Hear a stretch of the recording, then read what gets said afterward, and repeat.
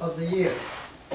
According to an article published October 22, 2010 in the magazine Christian Science Monitor with the headline, Jon Stewart's Rally to Restore Sanity Goes Global, sparking events all the way to Everest.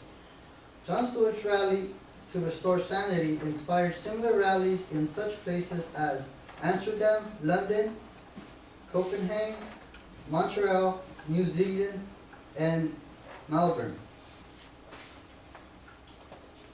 When he is not holding a rally to restore sanity, Mr. Stewart is busy holding the mainstream media accountable for its incompetency. His main target seems to be Fox News, but the rest of the 24-hour news networks also get their fair share of ridicule. Now I will let Dale tell you about the significance of the speech.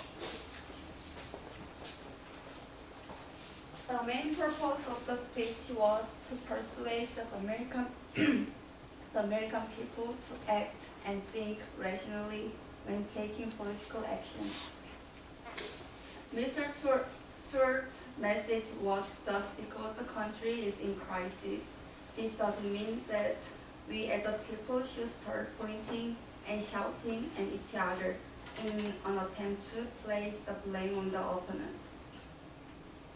Instead, we should put our political differences aside in order to fix the country. The main problem is we have people like Glenn Beck, Bill O'Reilly, Sarah Palin, and others telling us that this country is falling apart because of the Democrats' political policies. The speech was not only aimed at general public, but the leaders of this country. The politicians of this country have become really good at politics that they have forgotten how to govern. Too many times we have seen where reasonable acts or bills have been put on hold just because the opposing political party decided to filibuster. Finally, we will say that the significance of not only this speech, but the rally itself was to tell the country and the world that loudest voice should not and will not be the only ones heard in any argument. Next, let me talk about the communication concepts that Mr. Stewart poses. The communication concepts that Mr. Stewart poses are envied by most news anchors, but they always fail to compare. Mr. Stewart embodies the definition of ethos, logos, and pathos. Mr. Stewart's credibility has been building since the beginning of his show, The Daily Show with Jon Stewart, where he tackles the news with the seriousness it deserves and comedy it presents.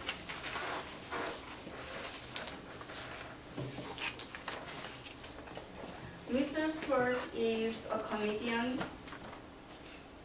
Although Mr. Stewart is a comedian commenting on the news, the logic in which he presents his point of view makes him stand out amongst the most of the 24-hour news network.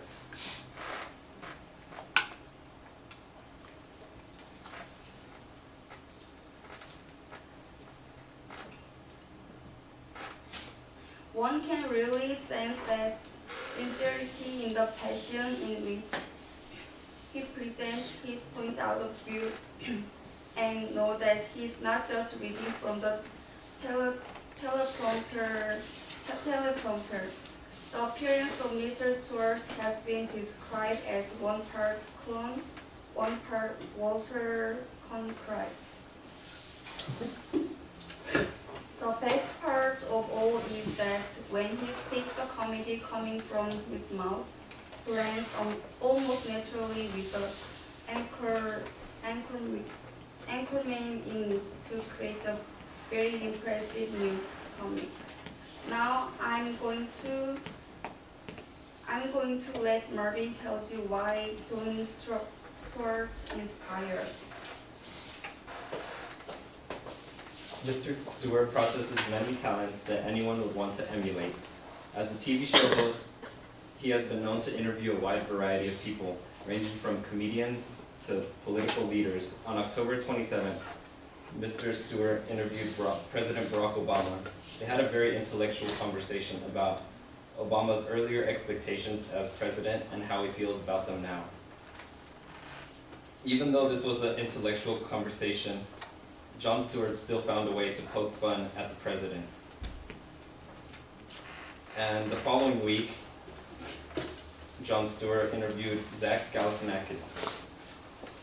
And this interview was filled with nothing but endless jokes. It seems as if Mr. Stewart has some kind of toggle switch between intellectual and a comedian.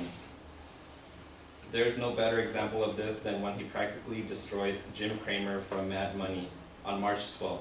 In this interview, Cramer came in confident and ready to talk about the economic crisis, but he left wondering why he entered the lion's den. Now I will move on into our conclusion.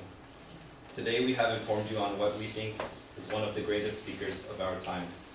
Jon Stewart made a speech a few months ago on how instead of making things worse in this country by pointing fingers, we should unite and work together to solve the problems that we have. When he speaks, he shows the abilities and concepts that make him a great speaker.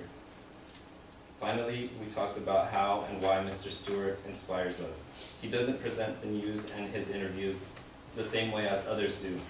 He always finds a way to put some humor into when he speaks. This is one of the main reasons why he inspired us. With our speech, we hope that maybe he even inspired you guys and you realize what a great speaker he is.